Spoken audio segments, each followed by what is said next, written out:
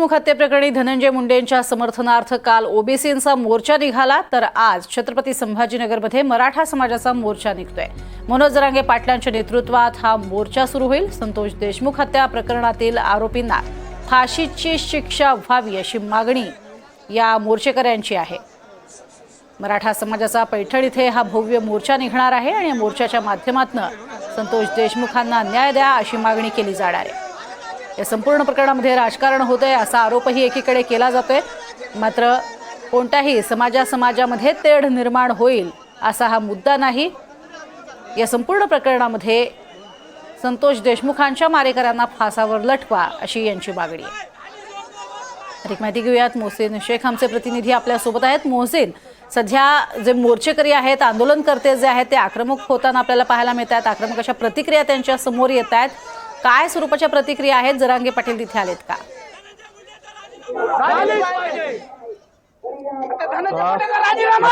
या मोर्चाला आता थोड्या वेळात सुरुवात, घोषणाबाजी सुरू आहे। मोर्चेकरी त्या ठिकाणी सहभागी झाले आहेत। काही वेळा धनंजय मुंडे यांच्या विरोधात या सगळ्या घोषणाबाजी आहे। काही वेळा त्या ठिकाणी जे आहे तर मनोज जरांगे हे देखील मोर्चात सहभागी होणार आहे। काय मागणी आहे तुमच्या?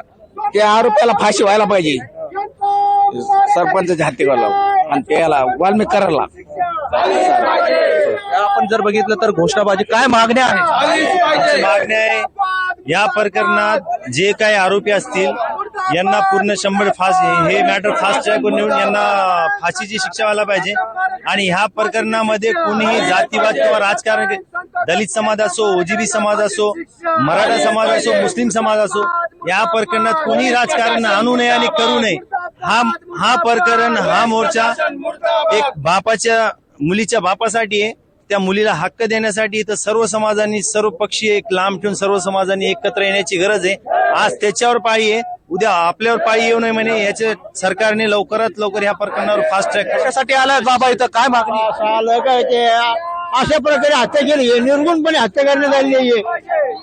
जिथे म्हणजे त्याच्या ढोस तसं संभाजीराजे झालं त्या प्रकार हा प्रकार झालेला आहे। त्याच्यामुळे आज सगळं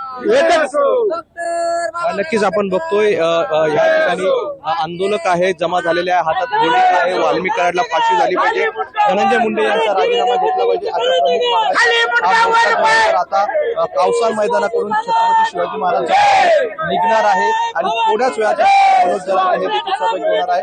देशमुख कुटुंब देखील या ठिकाणी आहे आणि आता काही क्षणात या मोर्चाला सुरुवात होते। मोहसिन, मात्र आता मनोज जरांगे पाटील जे आहेत ते एक छोटेखानी सभा घेणार आहेत का? काही संबोधित करणार आहेत का? काही बोलणार आहेत का? नक्कीच या ठिकाणी हा मोर्चा कावसाल मैदानावरून छत्रपती शिवाजी महाराज चौकात पोहोचेल आणि त्यानंतर या मोर्चेचं रूपांतर सभेत होणार आहे। या ठिकाणी धनंजय देशमुख असतील, मनोज जरांगे असतील व स्थानिक जे लोकप्रतिनिधी आहेत यांची भाषणं देखील यावेळी होणार आहे। त्यामुळे या परभणीत आपण जर बघितलं तर मनोज जरांगे यांनी थेट धनंजय मुंडे यांच्यावर हल्लाबोल केला होता, थेट टीका केली होती। त्यामुळे आजच्या या मोर्चात ज्या आहेत तर ज्या जरांगे